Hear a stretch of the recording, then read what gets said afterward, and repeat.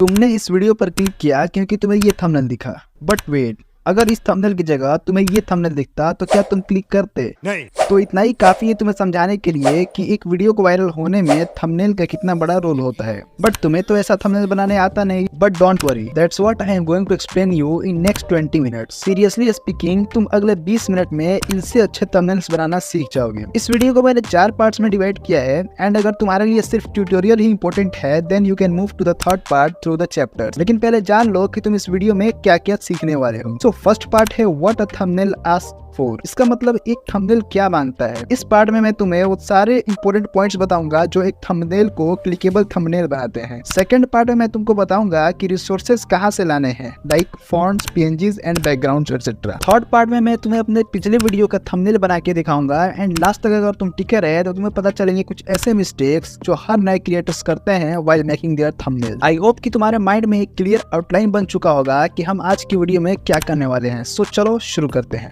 Before going deep into this, मैं तुम्हें बता दूं कि थंबनेल तुम्हारा टाइम मांगता है। तुम बिना टाइम दिए थंबनेल को कॉपी ही कर सकते हो, बट कुछ क्रिएटिविटी लाने के लिए तुम्हें टाइम देना होगा। मैं अपनी बात बताऊं तो मैं एक थंबनेल को बनाने में अप्रोक्स 2 डेज का टाइम देता हूं। सो अब फटाफट से सारे इंपोर्टेंट पॉइंट्स को समझ लेते हैं जो एक थंबनेल बनाने के लिए इंपॉर्टेंट होते हैं। पहला पॉइंट है विजुअली अपीलिंग, यानी कि थंबनेल्स दिखने में सिंपल बट अट्रैक्टिव दिखे एंड इसके लिए तुम्हें पीएनजीज का सही यूज करना सीखना होगा। सेकंड है कलर कॉम्बिनेशन। तुम्हारे थंबनेल में बैकग्राउंड का कलर एंड टेक्स्ट का कलर कुछ ऐसा हो ताकि वो इजीली रीडेबल हो। एंड यस, कभी कभी कलर ही तुम्हारे वीडियो के थीम को डिफाइन कर देता है। लाइक इसी थंबनेल में मैंने लेफ्ट में रेड एंड राइट में ग्रीन कलर्स का यूज किया है, जो ये सिग्निफाई करता है कि इस वीडियो में तुम्हें 0 से प्रो लेवल तक का थंबनेल बनाना सिखाया जाएगा। थर्ड पॉइंट जो कि मोस्ट इंपोर्टेंट पार्ट है, ब्रांडिंग। इसका मतलब तुम्हारे थंबनेल में कुछ यूनिक होना चाहिए जिससे ऑडियंस ये समझ जाए कि ये तुम्हारा थंबनेल है। तुमको एक फॉन्ट और एक बैकग्राउंड सेलेक्ट करना है एंड उसे सभी थंबनेल में यूज करना है। ब्रांडिंग के लिए तुम थंबनेल पर अपना फोटो यूज कर सकते हो, इससे ऑडियंस को पता चलेगा कि ये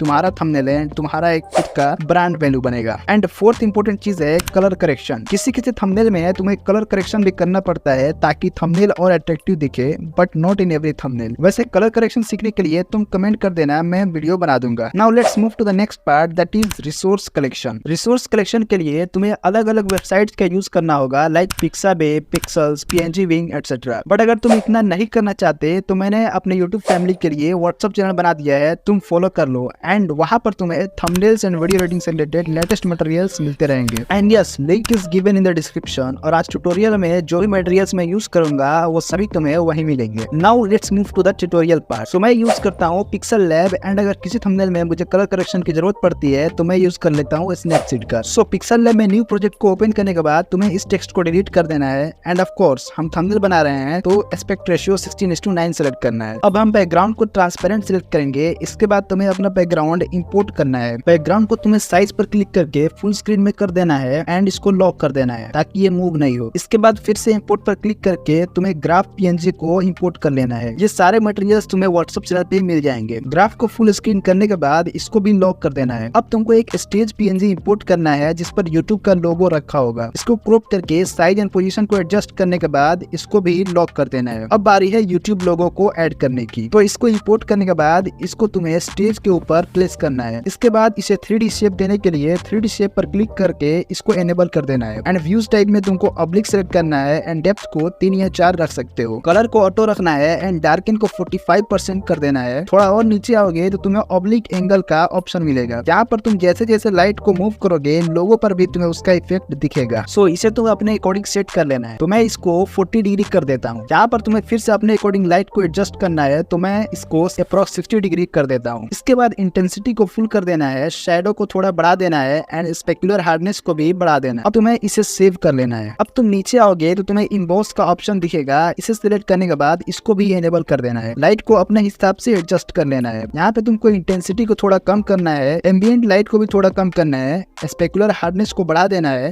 एंड बेवल को भी थोड़ा सा बढ़ा देना है। तो ये मुझे थोड़ा डल दिख रहा है तो मैं इंटेंसिटी को उस हिसाब से एडजस्ट कर लेता हूँ। सब हो जाने के बाद तुम्हें यहाँ क्लिक करके इसे भी सेव कर लेना है। अब हमारा 3D लोगो रेडी है। अब बारी है इसमें क्राउन ऐड करने की। सो क्राउन को इंपोर्ट करने के बाद तुमको इन तीनों पीएनजीज को अच्छे से पोजीशन कर लेना है।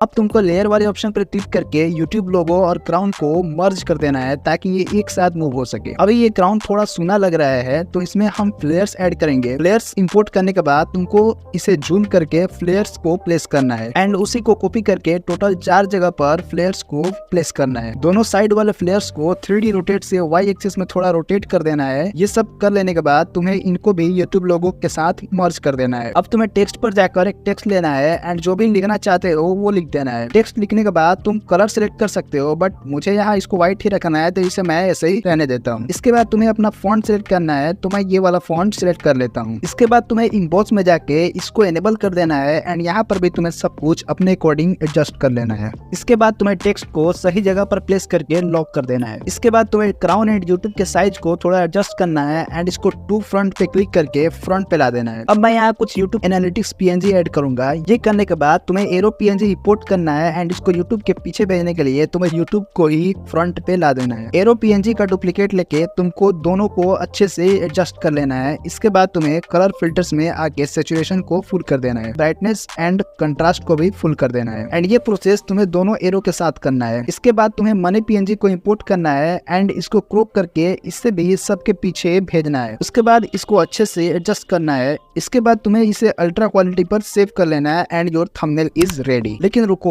अब ये तो जान लो कि आखिर छोटे यूट्यूबर्स क्या गलतियां करते हैं while making their thumbnails. So maximum नए YouTubers 3D effects and colours का एक्सेसिव यूज करते हैं, लाइक बिना किसी रीजन के 3D इफेक्ट देना है एंड उसमें भी डेप्थ को बढ़ा देना है। इसके अलावा बहुत ज्यादा कलर्स का यूज करना, लाइक ऊपर के टेक्स्ट को रेड कर दिया एंड नीचे येलो एंड फिर व्हाइट और ग्रीन एक्सेट्रा। सो ये सब तुम्हें नहीं करना है। तुम्हें कोशिश करना है कि थंबनेल बिल्कुल सिंपल हो एंड तुम्हें कम से कम टेक्स्ट यूज करना है। तो अब तुम अपने आप को कांग्रेचुलेट करो क्योंकि तुमने यहाँ तक वीडियो को देखा है एंड अब तुम्हें थंबनेल बनाने के लिए सिर्फ प्रैक्टिस की जरूरत है। वैसे थंबनेल बनाना तो सीख लिया, पर clickable title, SEO friendly description and tags लिखना सीखने के लिए ये वीडियो देख लो। मैं तुम्हें वहीं मिलता हूँ। बाय।